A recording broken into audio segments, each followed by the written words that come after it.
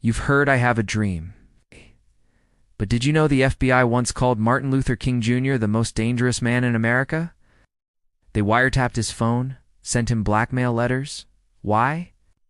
Because he wanted black people to sit at the same lunch counters, ride the same buses, vote. He wasn't just a dreamer, he was a disruptor. Arrested 29 times, survived bombings, marched through tear gas. When others raised fists, he raised his voice. Nonviolence wasn't weakness, it was power, and it worked. But it also got him killed. Martin Luther King Jr. didn't die a hero. He died a threat. Remember that. He was born Michael King Jr. on January 15, 1929, in Atlanta, Georgia. His father was a Baptist minister and civil rights activist.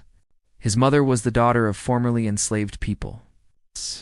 She had a powerful influence on young Michael, telling him stories about the importance of voting, participating in politics, and standing up for what's right, even in the face of great personal risk. When Michael was 13, his family moved to Detroit, Michigan. There, at the age of 14, he joined the church choir and soon became its director. It was here that he found his calling. At 18, he left for Morehouse College in Atlanta to study theology.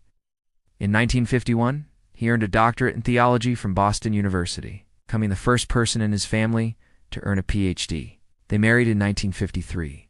Soon they were off to Montgomery, Alabama, where Martin began his ministry at Dexter Avenue Baptist Church. It was here that he became involved in the burgeoning civil rights movement. In 1955, Rosa Parks refused to give up her seat on a bus to a white man. For 381 days, black people in Montgomery refused to ride the buses. The city's leaders eventually agreed to negotiate with the activists. In December 1956, the boycott ended.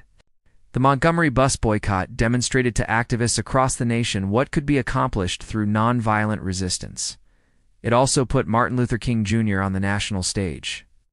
Over the next decade, Dr. King led protests and marches for civil rights across the American South. His goal was to bring about racial integration and equality through nonviolent means.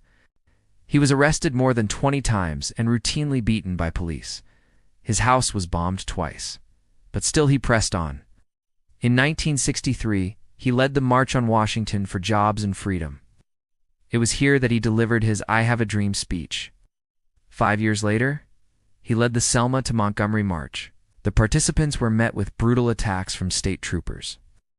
But Dr. King and the other marchers completed the journey, helping to push the nation toward passing the landmark Civil Rights Act of 1964 and the Voting Rights Act of 1965,